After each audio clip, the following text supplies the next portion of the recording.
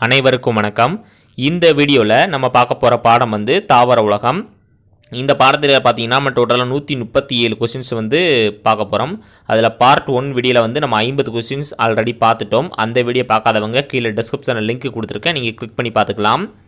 இந்த வீடியோவில் வந்து 50 கொஸ்டின்ஸ் பார்க்க போகிறோம். இதற்கு அடுத்த வீடியோவில் வந்து 37 கொஸ்டின்ஸ் வந்து பார்க்க போகிறோம். கொஸ்டின்ஸ் பார்க்கலாம். 51வது கொஸ்டின், விண்வெளி பயணத்தின் போது கார்பன் டை ஆக்சைடை அகற்றுவதற்கும் மனித கழிவுகளை மட்கச் செய்வதற்கும் பயன்படும் பாசிகள் எது? விண்வெளி பயணத்தின் போது கார்பன் டை ஆக்சைடை அகற்றுவதற்கும் மனித கழிவுகளை மட்கச் செய்வதற்கும் பயன்படும் பாசிகள் எது? ஆன்சர் வந்து ஆப்ஷன் டி, குளோரெல்லா ஃபைனிராய் சோடா. அதாவது விண்வெளி பயணத்தின் போது கார்பன் டை ஆக்சைடை அகற்றுவதற்கும் மனித கழிவுகளை மட்கச் செய்வதற்கும் பயன்படும் பாசிகள் வந்து குளோரெல்லா ஃபைரினாய் சோடா.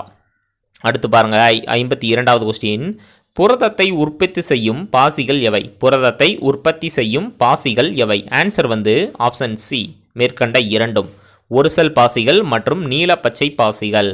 புரதத்தை உற்பத்தி செய்யும் பாசிகள் வந்து இரண்டு இருக்கு, அது வந்து ஒரு செல் பாசிகள் மற்றும் நீல பச்சை பாசிகள். அடுத்து பாருங்க 53வது கொஸ்டின், புரதத்தை உற்பத்தி செய்யும் பாசிகளுக்கு எடுத்துக்காட்டு என்ன? புரதத்தை உற்பத்தி செய்யும் பாசிகளுக்கு எடுத்துக்காட்டு என்ன? ஆன்சர் வந்து ஆப்ஷன் சி, மேற்கண்ட இரண்டும், குளோரெல்லா மற்றும் ஃபைருலினா. புரதத்தை உற்பத்தி செய்யும் பாசிகளுக்கு எடுத்துக்காட்டு வந்து இரண்டு இருக்குது, அது வந்து குளோரெல்லா மற்றும் ஸ்பைருலினா. அடுத்து பாருங்க 54, பூஞ்சைகள் எந்த பிரிவை சார்ந்தவை? பூஞ்சைகள் எந்த பிரிவை சார்ந்தவை? ஆன்சர் வந்து ஆப்ஷன் டி, பூஞ்சைகள் வந்து தாலோஃபைட்டா என்ற பிரிவை சார்ந்தவை. அடுத்து பாருங்க 55, சரியான பொருத்தம் எது? சரியான பொருத்தம் எது? ஆன்சர் வந்து ஆப்ஷன் சி, மேற்கண்ட இரண்டும் சரியான பொருத்தம் தான். ஆப்ஷன் ஏ பாருங்க, பூஞ்சை இலை பார்த்தீங்கன்னா ஹைபா, வலை போன்ற பூஞ்சை இலை பின்னல் பார்த்தீங்கன்னா மைசீலியம். அடுத்து 56வது கொஸ்டின், பூஞ்சை இலை பின்னல் எத்தனை வகைப்படும்? பூஞ்சை இலை பின்னல் எத்தனை வகைப்படும்? ஆன்சர் வந்து ஆப்ஷன் பி, 2 வகைப்படும். பூஞ்சை இலை பின்னல் பார்த்தீங்கன்னா 2 வகைப்படும். அடுத்து பாருங்க 57, குறுக்கு சுவரற்ற பூஞ்சை இலைகளில் உட்கருக்களின் எண்ணிக்கை அதிகமாக இருப்பதால் அவை டேஸ் எனப்படும். குறுக்கு சுவரற்ற பூஞ்சை இலைகளில் உட்கருக்களின் எண்ணிக்கை அதிகமாக இருப்பதால் அவை டேஸ் எனப்படும். ஆன்சர் வந்து ஆப்ஷன் சி, சீனோசைட்டிக் மைசீலியம். குறுக்கு சுவரற்ற பூஞ்சை இலைகளில் உட்கருக்களின் எண்ணிக்கை அதிகமாக இருப்பதால் அவை சீனோசைட்டிக் மைசீலியம் எனப்படும். அடுத்து பாருங்க 58, ஒரு செல்லால் ஆன யூகேரியாட் செல் அமைப்பை கொண்ட பூஞ்சைகளுக்கு எடுத்துக்காட்டு என்ன? ஒரு செல்லால் ஆன யூகேரியாட் செல் அமைப்பை கொண்ட பூஞ்சைகளுக்கு எடுத்துக்காட்டு என்ன? ஆன்சர் வந்து ஆப்ஷன் சி, ஈஸ்ட். ஒரு செல்லால் ஆன யூகேரியாட் செல் அமைப்பை கொண்ட பூஞ்சைகளுக்கு எடுத்துக்காட்டு வந்து ஈஸ்ட். அடுத்து 59வது கொஸ்டின், பூஞ்சைகளின் செல் சுவரானது எந்த வேதிப்பொருளால் ஆனது? பூஞ்சைகளின் செல் சுவரானது எந்த வேதிப்பொருளால் ஆனது? ஆன்சர் வந்து ஆப்ஷன் சி, கைட்டின். பூஞ்சைகளின் செல் சுவரானது கைட்டின் என்ற வேதிப்பொருளால் ஆனது. அடுத்த 60வது கொஸ்டின் பாருங்க, கூற்று காரணம். கூற்று பாருங்க, பூஞ்சைகளில் ஸ்டார்ச் இருப்பதில்லை, காரணம் பூஞ்சைகளில் பச்சையம் கிடையாது. இதற்கு சரியான விடை வந்து ஆப்ஷன் சி, கூற்றும் காரணமும் சரி. பூஞ்சைகளில் பார்த்தீங்கன்னா ஸ்டார்ச் கிடையாது, அதற்கு காரணம் வந்து பூஞ்சைகளில் பச்சையம் கிடையாது. அடுத்து பாருங்க 61வது கொஸ்டின், பிறச்சார்பு உயிரிகளை எத்தனை வகைகளாக பிரிக்கலாம்? பிறச்சார்பு உயிரிகளை எத்தனை வகைகளாக பிரிக்கலாம்? ஆன்சர் வந்து ஆப்ஷன் டி, 3 வகைகளாக இந்த பிறச்சார்பு உயிரிகளை வந்து வகைப்படுத்தலாம். அடுத்து பாருங்க 62, பிறச்சார்பு உயிரிகளின் வகைகள் எவை? பிறச்சார்பு உயிரிகளின் வகைகள் எவை? ஆன்சர் வந்து ஆப்ஷன் டி, மேற்கண்ட அனைத்தும், ஒட்டுண்ணிகள், மட்குண்ணிகள் மற்றும் இணைப்புயிரிகள். பிறச்சார்பு உயிரிகளின் வகைகள் பார்த்தீங்கன்னா 3 இருக்குது, அது வந்து ஒட்டுண்ணிகள், மட்குண்ணிகள் மற்றும் இணைப்புயிரிகள். அடுத்து 63வது கொஸ்டின், ஒட்டுண்ணிகளுக்கு எடுத்துக்காட்டு என்ன?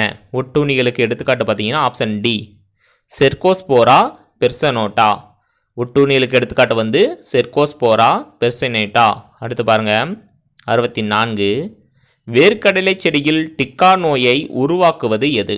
வேர்க்கடலை செடியில் டிக்கா நோயை உருவாக்குவது எது? ஆன்சர் வந்து ஆப்ஷன் டி, செர்கோஸ்போரா பெர்சனேட்டா. வேர்க்கடலை செடியில் டிக்கா நோயை உருவாக்குவது வந்து செர்கோஸ்போரா பெர்சனேட்டா. அடுத்து 65வது கொஸ்டின், இறந்த மற்றும் அழுகிய பொருட்களிலிருந்து உணவை பெறும் மட்குணிகளுக்கு எடுத்துக்காட்டு என்ன? இறந்த மற்றும் அழுகிய பொருட்களிலிருந்து உணவை பெறும் மட்குணிகளுக்கு எடுத்துக்காட்டு என்ன? ஆன்சர் வந்து ஆப்ஷன் ஏ ரைசோஃபஸ். இறந்த மற்றும் அழுகிய பொருட்களிலிருந்து உணவை பெறும் மட்குணிகளுக்கு எடுத்துக்காட்டு வந்து ரைசோஃபஸ். அடுத்து பாருங்க 66. சில வகை பூஞ்சைகளுடன் சேர்ந்து ஒன்றுக்கொன்று பயன்பெறக்கூடிய வகையில் வளரும் இணைப்புயிர்களுக்கு எடுத்துக்காட்டு என்ன? சில வகை பூஞ்சைகளுடன் சேர்ந்து ஒன்றுக்கொன்று பயன்பெறக்கூடிய வகையில் வளரும் இணைப்புயிர்களுக்கு எடுத்துக்காட்டு என்ன? ஆன்சர் வந்து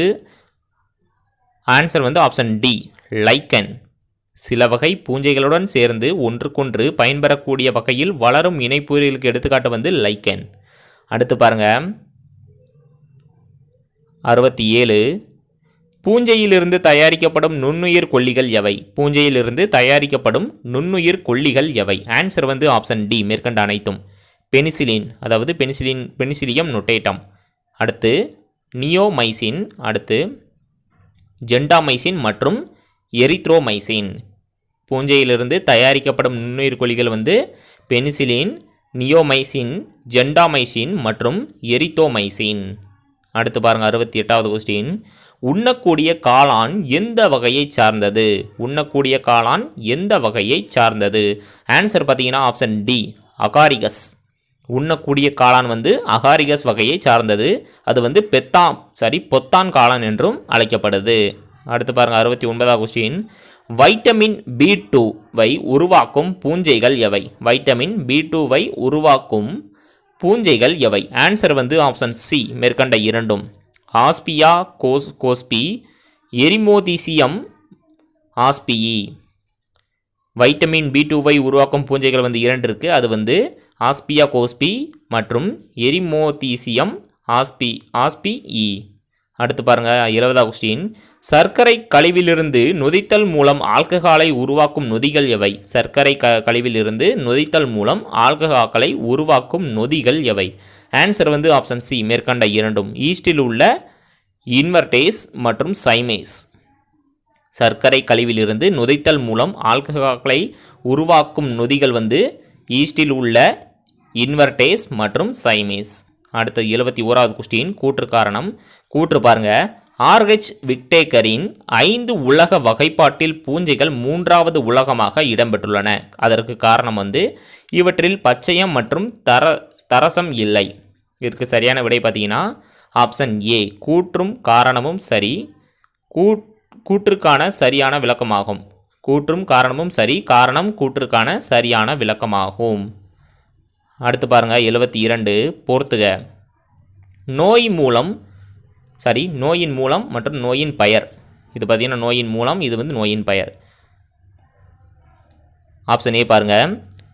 ஃபியூசேரியம் ஆக்சிபோரம் பார்த்தீங்கன்னா பருத்தியில் வாடல் நோய். ஃபியூசேரியம் ஆக்சிபோரம் பார்த்தீங்கன்னா பருத்தியில் வாடல் நோய்.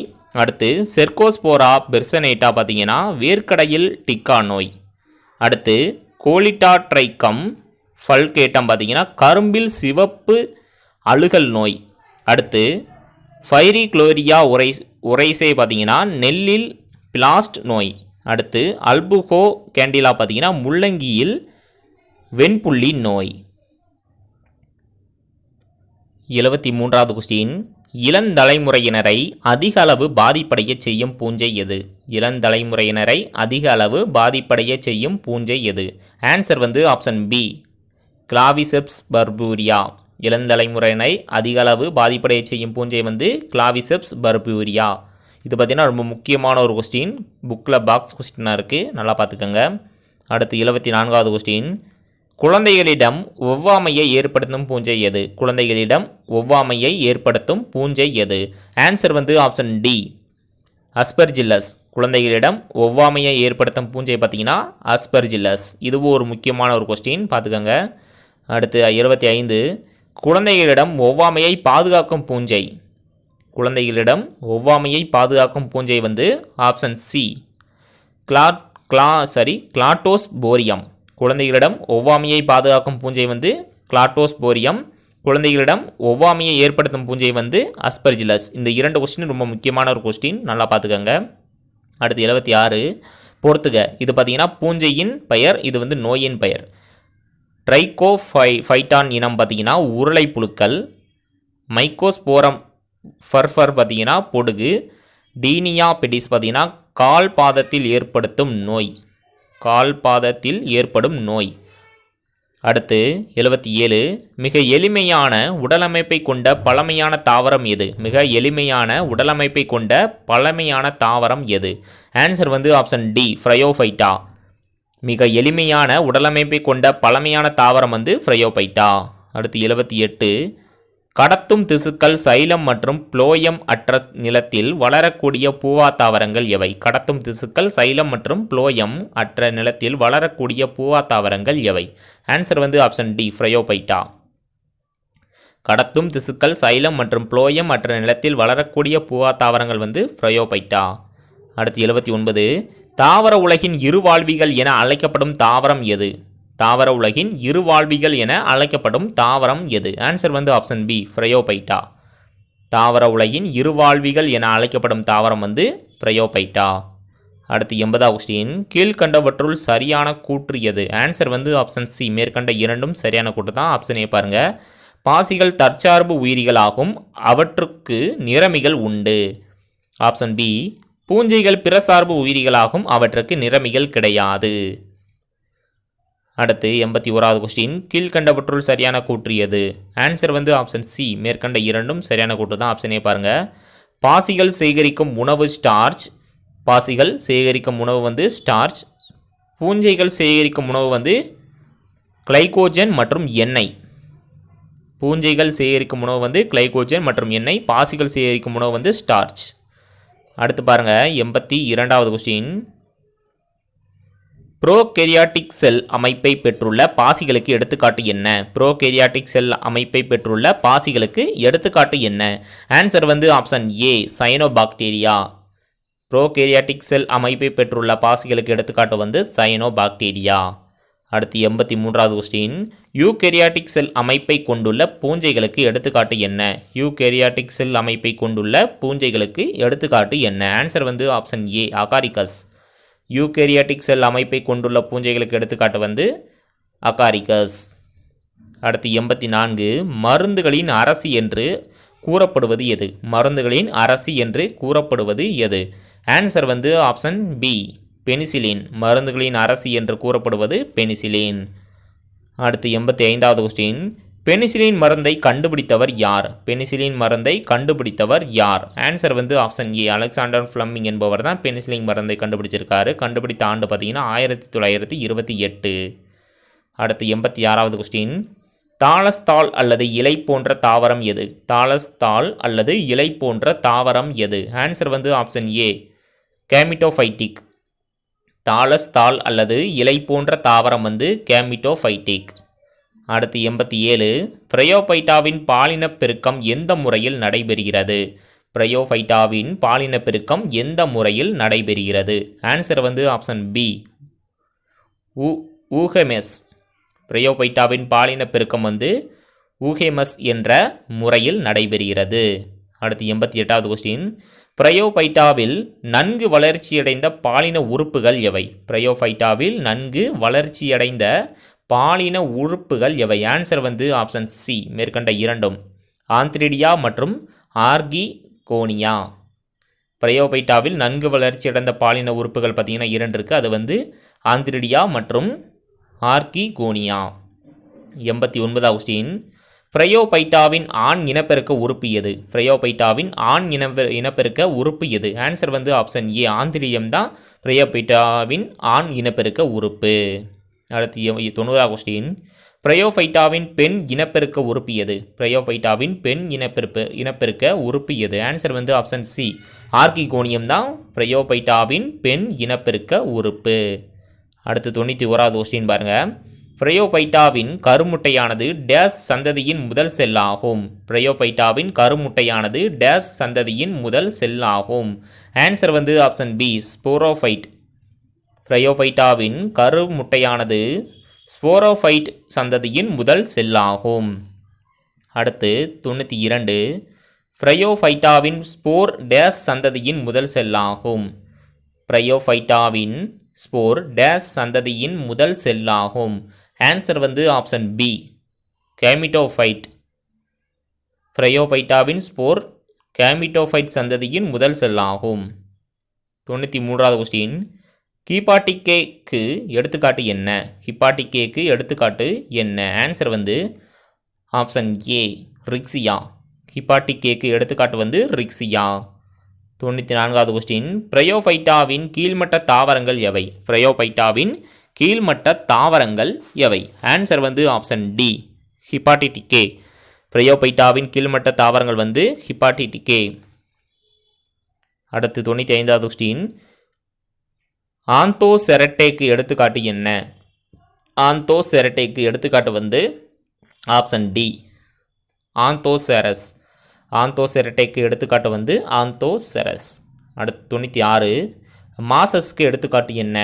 மாசஸ்க்கு எடுத்துக்காட்டு வந்து ஆப்ஷன் டி, ஃபியூனேரியா. மாசஸ்க்கு எடுத்துக்காட்டு வந்து ஃபியூனேரியா. 97வது கொஸ்டின், பிரயோஃபைட்டாவில் உள்ள உயர்நிலை தாவரங்கள் எவை? பிரயோஃபைட்டாவில் உள்ள உயர்நிலை தாவரங்கள் எவை? ஆன்சர் வந்து ஆப்ஷன் ஏ, மாசஸ். பிரயோஃபைட்டாவில் உள்ள உயர்நிலை தாவரங்கள் வந்து மாசஸ். 98வது கொஸ்டின், குழந்தைக்கு ஒருமுறை பயன்படுத்தும் அரை கச்சையில் பயன்படுத்தப்பட்டு வந்தது எது?